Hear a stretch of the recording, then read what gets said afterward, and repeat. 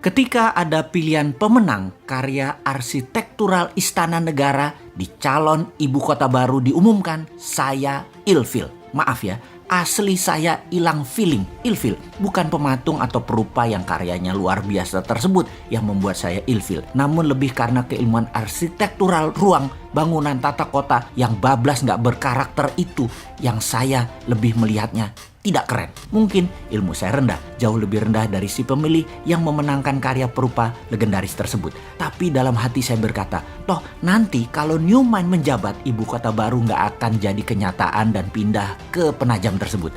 Terlalu mahal, tidak efisien, pemborosan, dan tidak berdampak dalam ekonomi makro dan mikro memindahkan pusat pemerintahan ke daerah baru yang virgin tersebut. Saking perawannya, sampai-sampai nggak ada sejarah napak tilas wilayah tersebut yang pas untuk storytelling ke anak cucu akan rencana ke depan pantas ibu kota pusat pemerintahan itu berada di lokasi Penajam tersebut. Kalaupun ada, perlu jangka yang sangat panjang. Bahkan banyak pengamat pertahanan yang berkomentar bahwa lokasi tersebut tidak memiliki kelayakan untuk dibuat ibu kota negara superpower. Menggeser pusat pemerintahan ke arah wilayah yang defenseless atau sulit dijaga karena banyak infrastruktur pertahanan dan keamanan yang belum siap, membuat berbahaya ibu kota berada di lokasi tersebut. Jadi pastinya karya arsitektural tadi nggak akan dilanjutkan oleh New Mind kalau nanti berkuasa. Bener deh, kalau hanya membangun komplek perkantoran mungkin desain tadi masuk. Namun membangun ibu kota, masa kayak membangun kota Alam Sutra, Serpong, BSD, Pantai Indah Kapuk, gitu sih modelnya. Membangun pusat pemerintahan itu membangun Wakandanya Black Panther.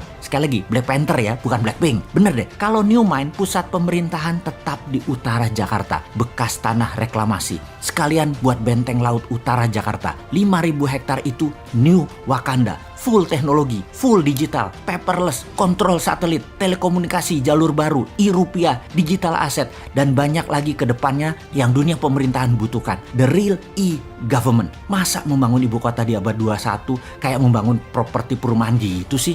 Hanya casing doang. Malu-maluin aja nih bernegara kalau begini. Kembali ke lokasi Penajam. Apa yang kita lakukan oleh New Mind? Tetap dibangun dan pasti dibangun oleh New Mind, namun dijadikan seperti kota Seattle. Penajam akan jadi Seattle-nya Indonesia, yaitu pusat perekonomian high-tech. Kalau sahabat ke kota Seattle di Amerika, kota ini benar-benar by design. Pusat teknologi seperti Boeing, Starbucks, dan banyak lagi infrastruktur ekonomi mendukung kota tersebut. Strategi ibu kota ke Penajam jauh dibandingkan dengan strategi membangun kota Seattle. Nggak sedetail Seattle. Jadi nggak usah dilanjutin deh Penajam. Sementara Seattle tuh hanya kota loh, bukan pusat pemerintahan sebuah negara besar. Lalu New Mind bagaimana rencana untuk Penajam tengahnya Indonesia itu? Pertama, membangun pelabuhan laut dan bandara dengan 3 airstrip. Besarnya bandara tersebut adalah untuk 100 juta kapasitas penumpang per tahun. Kemudian swasta besar dunia dikasih fasilitas untuk membangun di sana tanpa pajak selama 25 tahun. Beri tax holiday di sana. Yakin pasti Disneyland akan membangun di sana. Universal Studio akan bangun di sana. Bangun pusat hiburan dan MICE di sana. Pusat kesehatan seperti di Penang, Malaysia dibangun di sana. Pusat kesehatan yang murah, efisien, dan dokter serta semua sarana kesehatan terbaik ada di sana. Semua warga tinggal di sana selama 10 tahun tidak bayar pajak di kota baru Penajam. Bisnis tidak bayar pajak selama 10 tahun. Apapun mulai dari yang kecil-kecil hingga pabrik mobil, pesawat terbang, pabrik kapal laut, dan lain sebagainya free tax.